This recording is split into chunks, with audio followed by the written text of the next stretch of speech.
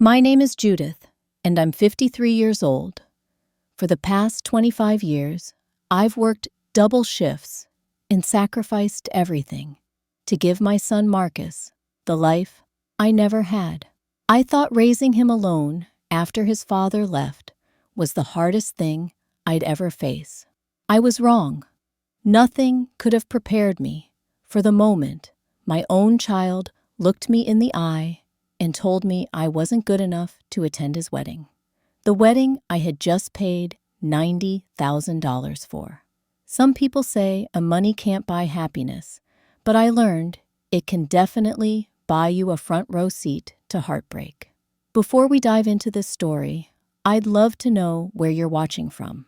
Drop a comment below and hit that like button if you've ever felt unappreciated by someone you love. Don't forget to subscribe, because trust me, you'll want to hear how this ends. I've been working at Rocky Mountain Insurance here in Denver, Colorado for 25 years now. Started there right after my divorce, when Marcus was 12, and his father decided that child support was more of a suggestion than an obligation. Those early years were brutal. I'd work my regular 8-hour shift, then head over to clean offices downtown until midnight just to keep us afloat.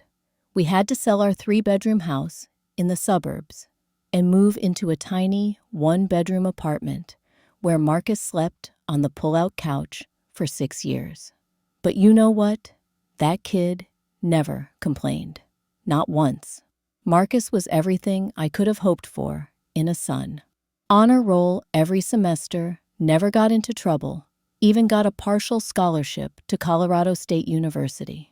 While other mothers worried about their teenagers sneaking out or experimenting with drugs, my biggest concern was whether Marcus was eating enough vegetables. He was focused, driven, and kind. Maybe too kind, but I'll get to that later. 2 years ago, Marcus introduced me to Sarah. She was beautiful in that effortless way some women just possess. Blonde hair, always perfectly styled clothes that probably cost more than my monthly rent, and a smile that could charm anyone. She came from old money in Connecticut.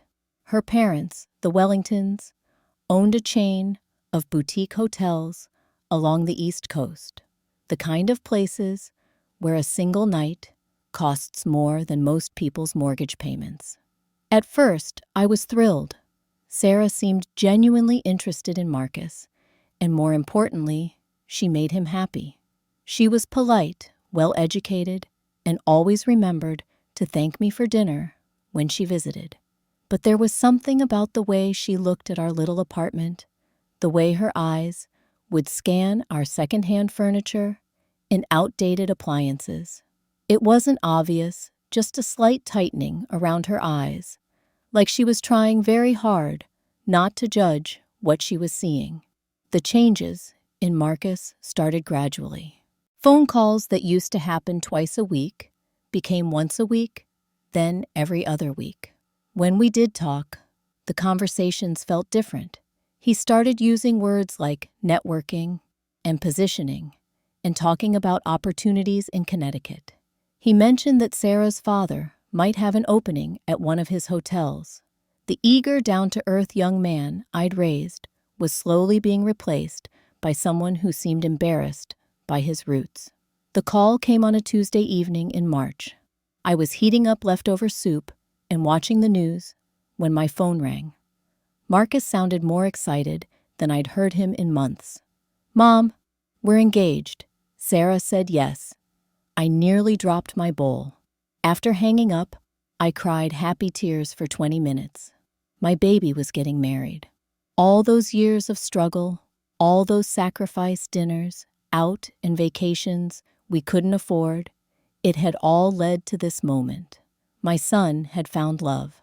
The next call came 3 days later. This time, Marcus sounded nervous. "So, Mom, we've been talking about the wedding. Sarah and her parents have some ideas about the venue. They wanted to hold the ceremony at an exclusive resort in Napa Valley, the kind of place celebrities get married. The initial estimate was $210,000. Sarah's family would cover most of it, but they were hoping I could contribute something. Just whatever you can manage, Mom. Even a small amount would mean so much to us. But I could hear the strain in Marcus's voice. I could picture Sarah's parents discussing the situation with Marcus's mother. How could they explain to their country club friends that the groom's family couldn't pull their weight financially? How embarrassing would it be if the wedding looked lopsided, with one family clearly carrying the financial burden? I couldn't let my son start his marriage feeling ashamed of where he came from. That night, I made a decision that would change everything. I was going to contribute $90,000 to this wedding. I was going to make sure my son could walk down that aisle with his head held high. The next morning, I marched into my bank and spoke with a financial advisor. I liquidated my entire $401k, took out a second mortgage on my apartment, and sold my 12-year-old Honda Civic. It took 3 weeks to gather all the money, but I did it. $90,000. My entire life savings plus some. When I called Marcus to tell him about the contribution, the relief in his voice was palpable. Sarah got on the phone to thank me, gushing about how generous I was and how grateful they both felt. For a moment, everything felt perfect. I was helping my son achieve something beautiful, something that would start his marriage off on the right foot. But even in that moment of joy, I noticed something. When Sarah thanked me, she mentioned that this contribution would make things so much easier with the planning. Not that it was generous or overwhelming, just that it made things easier. Like I was a problem that had been solved, rather than a mother making an enormous sacrifice for her child's happiness. Once the money was transferred, I expected to be included in the wedding planning process. After all, I had just made the second largest financial contribution to this event. I imagined shopping for flowers, with Sarah maybe helping choose the menu, or at least being consulted on major decisions. That's not what happened. Instead, I found myself completely shut out. When I offered to help with anything, Sarah would smile sweetly and say, "Oh, don't worry about it. We have an amazing wedding planner handling everything. We don't want to burden you with all these tedious details." When I suggested we have lunch to discuss centerpieces or music choices, she'd apologize and explain that she and her mother had already taken care of those things. I tried not to take it personally. Maybe this was how wealthy families handled weddings. Maybe they preferred to keep things simple and streamlined, but it hurt. Here I was, having given more money than I'd ever given to anything in my life, and I was being treated like a distant relative rather than the mother of the groom. I decided to focus on what I could control. I bought a beautiful navy blue dress from Nordstrom, something that cost me $350, but looked like it belonged in their world. I made an appointment at the nicest salon in Denver to have my hair and makeup done the morning of the wedding. I was determined to look the part, to fit into their elegant celebration. That's when I started noticing Sarah's social media posts. Pictures of her and Marcus at wine tastings with her parents. Photos from a brunch where she was showing off her ring to what looked like the entire wedding party. The captions always mentioned family time or celebrating with the people who matter most. In none of these photos was there any mention of me or any indication that I even existed. The post that really stung was a picture of Sarah in her wedding dress during a fitting. She looked absolutely stunning, radiant with happiness. The caption read, "Only 2 more weeks until I marry my soulmate, surrounded by family who truly understands the value of this sacred day." Some bonds are thicker than blood, and some families are chosen rather than given, feeling blessed beyond words. I stared at that post for a long time, trying to understand what she meant by chosen rather than given. Was she talking about Marcus choosing her family over his own? Was this her way of saying that blood relatives like me weren't as important as the family she'd found in the Wellingtons? My attempts to connect with Marcus during this time were increasingly unsuccessful. Every time I called, he seemed rushed, distracted always, on his way to meet Sarah or her parents for some wedding-related errand. When I suggested we have dinner, just the two of us, he'd promised to call me back, and then wouldn't for days. The final straw came 2 weeks before the wedding.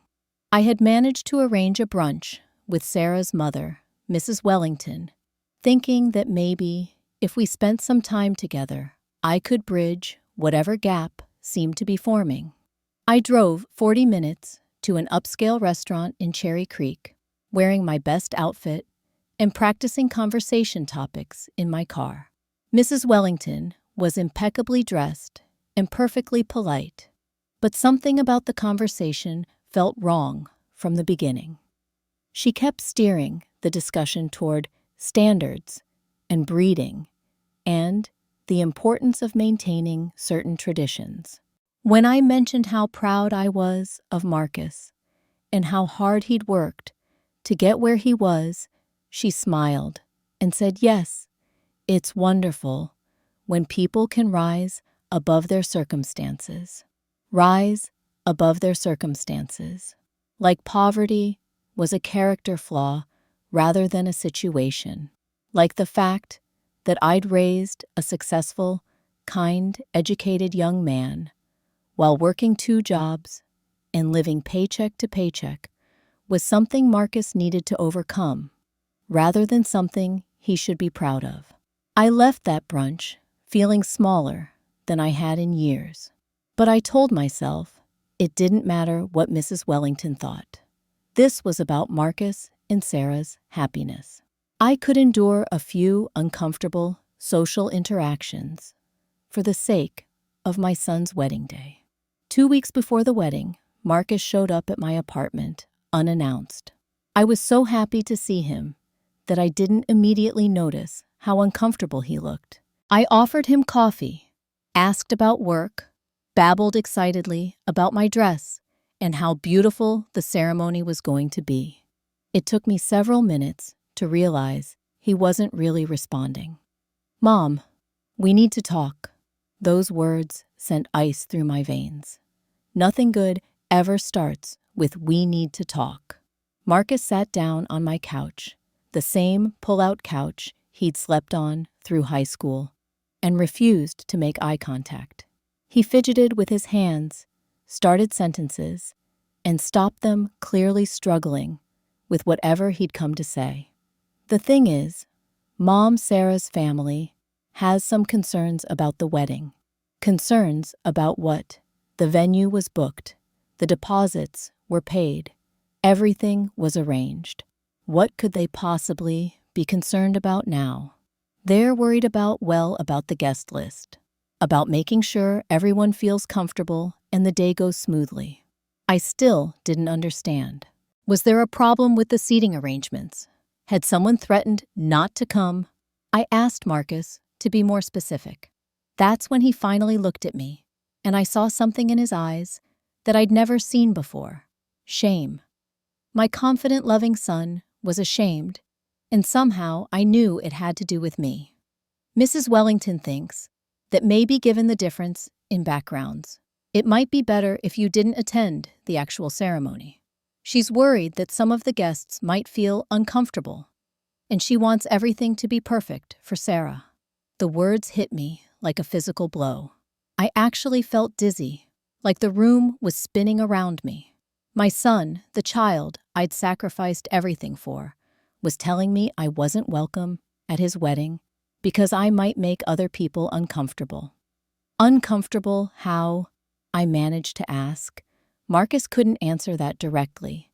Instead, he mumbled something about different social circles and maintaining a certain atmosphere. Mrs.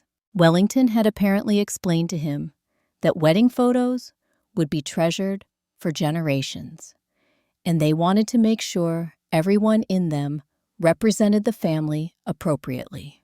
The family, not his family apparently. The family that Sarah was joining, the family that had money and breeding and standards that I apparently didn't meet. "What did you say when she told you this?" I asked. Marcus looked at his hands again. "I said I'd talk to you about it. I said maybe we could have a nice dinner after the honeymoon, just the three of us, to celebrate in our own way." He hadn't offended me. He hadn't told Mrs. Wellington that I was his mother and belonged at his wedding, regardless of what anyone else thought. He'd agreed to come here and uninvite me to the most important day of his life. "Marcus, do you understand what you're asking me to do? I know it's hard, Mom, but Sarah's really stressed about everything being perfect. Her whole family is coming, and they've put so much planning into this. I promise we'll make it up to you.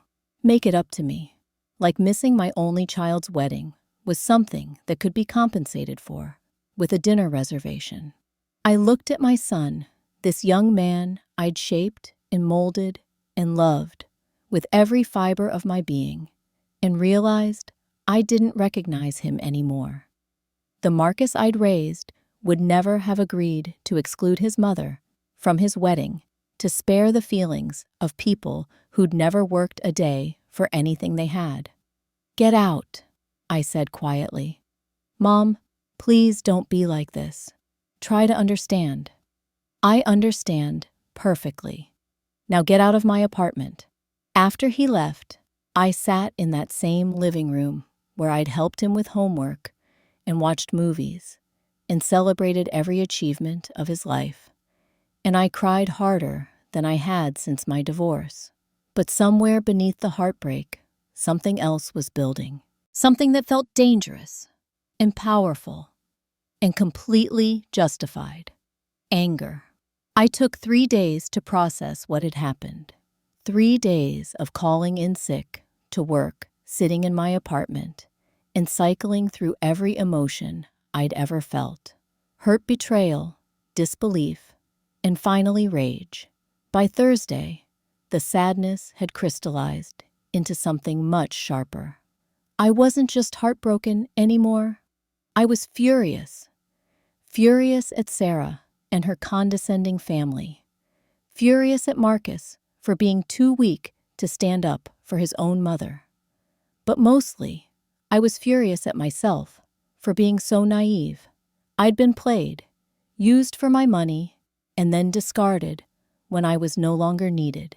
They'd taken my life savings and were now trying to erase me from the picture entirely. Well, I decided if I wasn't good enough to be part of this family, then my money wasn't good enough to fund their perfect day either. Thursday afternoon, I called a lawyer. I explained the situation and asked about my legal options for recovering the money I'd contributed. The news wasn't good. Since I'd given the money as a gift, with no formal agreement about repayment or conditions, I had no legal recourse. The money was gone. But as I hung up from that call, I realized I might not need legal recourse. I started thinking about all the phone calls I'd made in those weeks after contributing the money. Calls to vendors asking about details, offering to coordinate payments. Many of the wedding suppliers had my contact information. Several of them had taken payments directly from me rather than going through the wedding planner. I spent Friday making a very different kind of research calls. Not to lawyers, but to florists, caterers, musicians, and photographers. I presented myself as one of the financial contributors who needed to verify some details about contracts and payment schedules. Most of them were happy to talk to me. What I discovered was interesting. Because of the way the payments had been structured, I was listed as the primary contact for several major vendors. The florist had my credit card on file for the $20,000 floral arrangement. The caterer had taken a $15,000 deposit directly from my account. The photographer had been paid $12,000 from my personal check. More importantly, I learned about cancellation policies.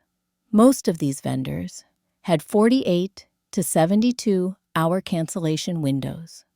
Some would keep deposits, but most would refund the majority of payments if given sufficient notice.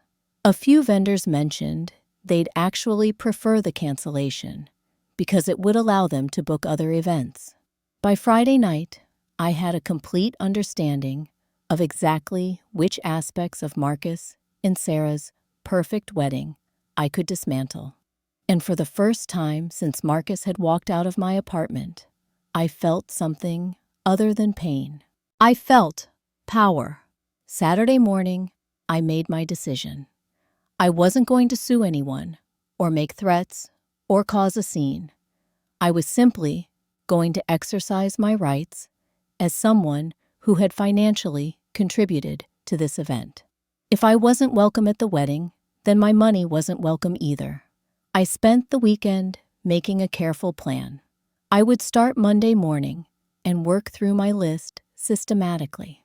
By Wednesday, Marcus and Sarah would understand exactly what they'd lost when they decided I wasn't good enough for their special day. Monday morning arrived gray and drizzly, which felt perfect for what I was about to do. I made a strong cup of coffee, sat down at my kitchen table with my notes, and started dialing. My first call was to Enchanted Gardens, the high-end florist handling all the wedding flowers.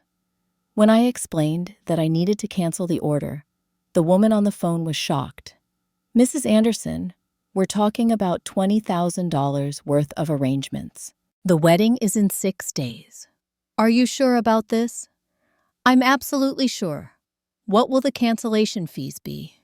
She put me on hold for several minutes. When she came back, her voice was sympathetic. "Given that you're canceling with less than a week's notice, we'll have to keep the initial deposit of $3,000. But we can refund the remaining $17,000. I have to ask, is everything all right? This is very unusual." I told her that there had been some unexpected changes to the guest list, and the arrangements were no longer needed. She was professional about the whole thing, and by the end of the call, $17,000 was being refunded to my account. Next was Gourmet Delights Catering. This was a bigger conversation because they'd already begun food preparation. The owner, a woman named Patricia, had met with me personally when we'd arranged the menu. She remembered me well. "Judith, honey, what's going on?" "We've got food for 200 people being prepared. The rehearsal dinner ingredients are already prepped." I explained that I needed to cancel my portion of the catering contract. Since I'd paid for the rehearsal dinner and half of the reception dinner, this was a substantial cancellation. Patricia was understanding, but concerned. "Look, I can work with you on this. We'll lose some money on ingredients we can't use, but I can refund about $12,000 of the $15,000 you paid." "But Judith, can I ask what happened? In 30 years of catering, I've never seen anyone cancel this close to a wedding." For a moment, I almost told her the whole story. Patricia had been kind to me during our planning meetings, treating me with respect and genuine warmth. But I just said that there had been some family complications and left it at that. By lunchtime, I'd also canceled the photography package. The photographer, David Chen, was completely professional about it. He said he'd actually received another inquiry about the same weekend and would be able to book another event. He refunded $10,000 of the $12,000 I'd paid, keeping only his booking fee. The musicians were next. The string quartet had been paid $8,000 to perform during the ceremony and reception. When I explained that their services were no longer needed, they were actually relieved. Apparently, They'd had to turn down a more lucrative corporate event to honor their commitment to Marcus and Sarah's wedding. They refunded the full amount. My final call of the day was to Elite Transportation Services. I'd arranged for luxury cars to transport the wedding party from the hotel to the venue. This was a smaller expense, only $3,000, but every bit mattered at this point. They were able to cancel without penalty, since I was giving them almost a week's notice. By 5 o'clock Monday evening, I had canceled nearly $60,000 worth of wedding services. The vendors had been professional, understanding, and in some cases, actually grateful for the opportunity to book other events. My phone hadn't rung once with calls from Marcus or Sarah, which meant they probably hadn't been notified yet about the cancellations. I made myself dinner and sat down to calculate exactly what I'd accomplished. Out of the $90,000 I'd contributed, I was getting back approximately $56,000. It wasn't everything, but it was enough to restore a significant portion of my financial security. Enough to prove that I wasn't the weak, broken woman they apparently thought I was. Tomorrow would bring phone calls, probably angry ones. But tonight, for the first time in months, I felt like myself again. Strong, decisive, and nobody's fool. Tuesday morning, my phone started ringing at 7:30 a.m. I let it go to voicemail. Then it rang again and again. By the time I'd finished my coffee, I had 6 missed calls from Marcus and 3 from a number I didn't recognize, probably Sarah or someone from her family. I decided to listen to the voicemails before calling anyone back. Marcus's first message was confused. "Mom, the wedding planner called and said there are some problems with the vendors. Can you call me back? I'm sure it's just a misunderstanding." His second message, left 20 minutes later, was more urgent. "Mom, seriously? I need you to call me. Half the wedding vendors are saying they've been canceled. This has to be some kind of mistake." The third message, from an hour later, was pure panic. "Mom, what did you do? Sarah is freaking out. The flowers are gone. The food is gone. Everything is falling apart. Please call me back and tell me this is some kind of joke." The unknown number belonged to the wedding planner, a woman named Grace, who'd apparently been calling vendors all morning, trying to figure out what had happened. Her message was professional, but strained. "Mrs. Anderson, this is Grace Morrison from Elegant Events. I'm trying to understand what happened with the vendor cancellations. Could you please call me at your earliest convenience? We have some serious issues to resolve." I finished my breakfast, took a shower, and got dressed for work before returning any calls. When I finally dialed Marcus's number, he answered on the first ring. "Mom, thank God. What is going on? Grace says you canceled everything. The wedding is in 5 days. Sarah's parents are flying in tonight. This can't be happening. Marcus, I made some business decisions about my financial contributions to your wedding. Since I'm not welcome at the event, I decided my money wasn't welcome either." The silence on the other end of the phone lasted so long, I thought we'd been disconnected. "You canceled the wedding vendors, all of them." "Not all of them, just the ones I paid for directly," which, as it turns out, was most of the important ones. "But Mom, we can't replace all those vendors in 5 days. Even if we could, we don't have the money to pay for everything again." "That's not my problem anymore, Marcus. You and Sarah and her family made it very clear that I'm not part of this family, so I'm not funding it either." "Mom, please. I know we handled this wrong, but we can fix it. You can come to the wedding. We'll figure something out with Sarah's parents. Now I can come. Now that you need my money again, suddenly I'm welcome." Marcus was crying now, something I hadn't heard since he was a little boy. "I'm sorry, Mom. I should have stood up for you. I should have told them no, when they said you couldn't come. I was wrong." And there it was, the apology I'd been waiting for. But it had come too late, and for the wrong reasons. He wasn't sorry for hurting me. He was sorry because there were consequences for his actions that he hadn't anticipated. "Marcus, I spent 25 years teaching you about character and integrity.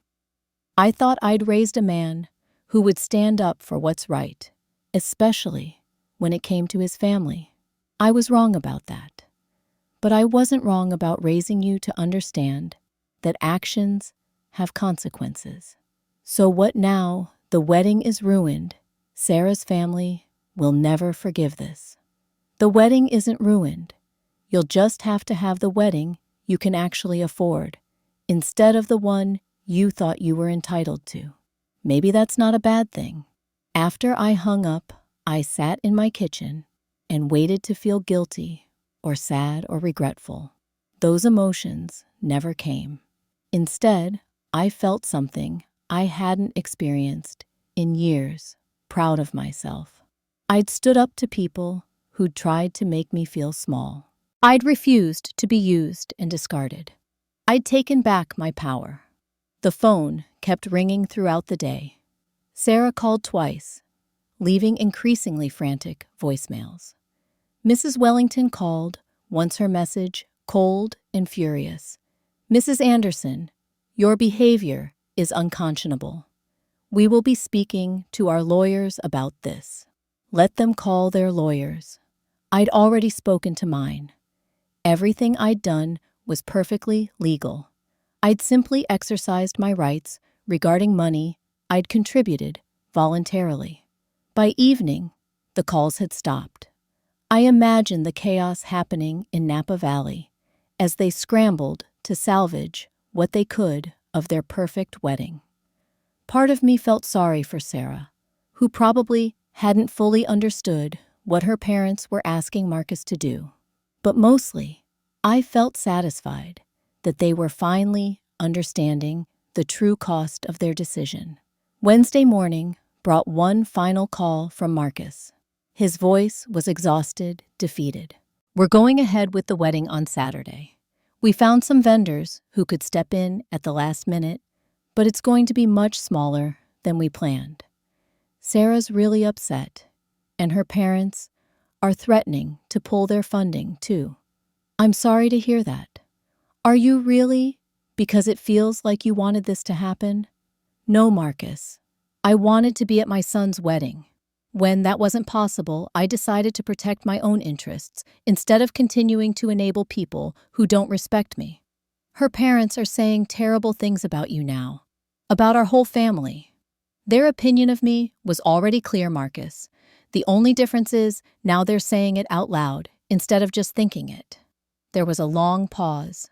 Then, "I love you, Mom. I know I screwed this up." "I love you too. But love isn't enough if it's not backed up by actions. When you're ready to be the man I raised you to be, we can talk about rebuilding our relationship."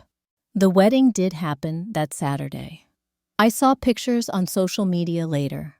It was held at a smaller venue with simple decorations and about 50 guests instead of 200. Sarah looked beautiful, but tense. Marcus looked miserable. Mrs. Wellington's face, in the background of several photos, suggested she was not pleased with how things had turned out.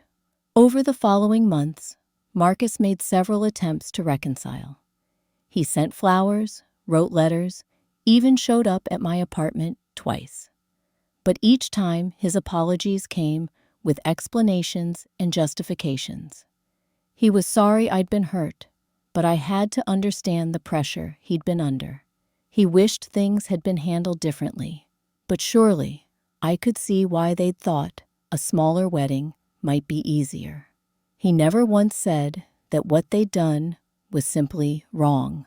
He never acknowledged that excluding me had been cruel and unjustifiable. He wanted forgiveness without taking full responsibility, and I wasn't interested in that kind of hollow reconciliation. Using the money I'd recovered from the vendor cancellations, I took a 3-week trip to Italy that fall. I walked through ancient ruins, ate incredible food, and spent long afternoons reading in sidewalk cafes. I hadn't taken a real vacation in over 20 years, and I'd forgotten how it felt to do something purely for my own enjoyment. In Rome, I met a group of women my age who were traveling together. We spent an evening at a wine bar, sharing stories about our lives, our children, our dreams deferred, and dreams fulfilled. When I told them about the wedding situation, they were unanimous in their support. "You did exactly the right thing," said a woman named Helen from Chicago. "My daughter tried something similar with me a few years ago, wanted me to skip her graduation because her boyfriend's family thought I was too loud. I told her she could have her fancy boyfriend, or she could have her mother, but she couldn't have both and treat me like garbage." "What happened?" I asked. "She chose better. Took her about 6 months to realize that anyone who would ask her to choose between them and her family wasn't worth having. She's married to someone completely different now, someone who loves the fact that I'm loud and opinionated." That conversation stayed with me long after I returned to Denver. Maybe there was still hope for Marcus to find his way back to the values I'd tried to instill in him. But that was his journey to make, not mine, to enable. I started focusing on rebuilding the parts of my life I'd neglected while pouring everything into being a mother. I reconnected with old friends, joined a book club, even started dating a kind man named Robert, who appreciated the fact that I had strong boundaries and wasn't afraid to enforce them. 6 months after the wedding, Marcus called to tell me that he and Sarah were having problems. Apparently, her parents had continued to be critical and controlling after the marriage, and Marcus was starting to see patterns he didn't like. Sarah had begun making comments about his background again, suggesting that maybe he should consider changing his last name to something more sophisticated. I listened without offering advice or support. This was a lesson he needed to learn on his own. 8 months after the wedding, Marcus called to say that he'd asked Sarah for a separation. He'd realized that marrying into a family that looked down on his own family meant he was signing up for a lifetime of shame about who he was and where he came from. He couldn't live that way anymore.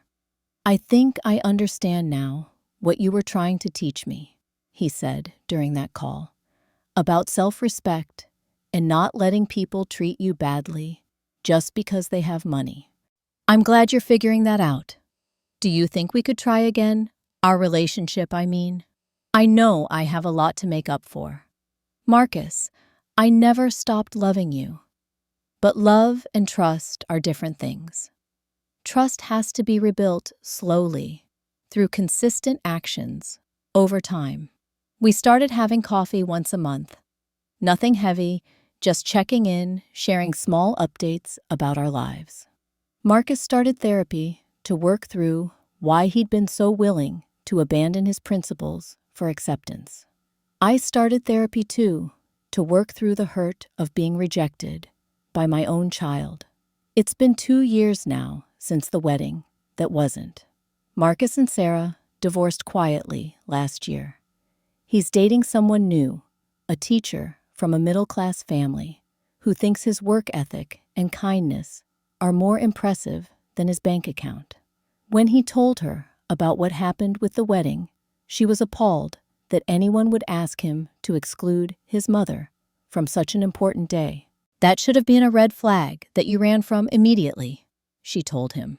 And he agreed. "Our relationship still isn't what it was before. I don't think it ever will be. But it's built on more solid ground now."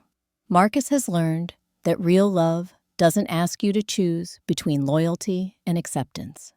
And I've learned that sometimes the most loving thing you can do for someone is to stop enabling their worst decisions and let them face the consequences of their choices. The money I saved by canceling those wedding vendors became the foundation for a new kind of security. Not just financial security, but emotional security. The security that comes from knowing you'll stand up for yourself even when it's difficult, even when it hurts, even when the people you love most in the world try to convince you that you're worth less than you know you are. People sometimes ask me if I regret what I did, if I wish I'd just accepted their decision and missed the wedding to keep the peace. The answer is always no. Sometimes the most important gift you can give someone is a clear demonstration of what happens when they take your love for granted. Sometimes teaching someone to value you requires showing them what it feels like when you're gone. I learned that being a good mother doesn't mean accepting whatever treatment your children decide to give you. It means modeling self-respect and healthy boundaries, even when those lessons are painful for everyone involved. Because the alternative, letting them believe that love means never having to face consequences for hurting the people who care about you most, isn't really love at all. It's enabling. And I wasn't willing to do that anymore. Not for Marcus, not for anyone. The most important lesson from all of this isn't about money or weddings or difficult in-laws. It's about knowing your own worth and refusing to let anyone convince you to accept less than you deserve. Sometimes love means setting boundaries. Sometimes it means walking away. And sometimes it means canceling the whole damn wedding to prove a point. I'd do it again in a heartbeat. Have you ever had to make a difficult decision to protect your self-respect, even when it meant disappointing someone you love? I'd love to hear your stories in the comments below. And if this story resonated with you, please hit that like button and subscribe for more real-life stories about standing up for yourself when it matters most. Share this with anyone who needs to hear that their worth isn't negotiable. Thank you for listening to my story. And remember that you teach people how to treat you by what you're willing to accept. Choose your boundaries wisely and never be afraid to enforce them when someone crosses the line.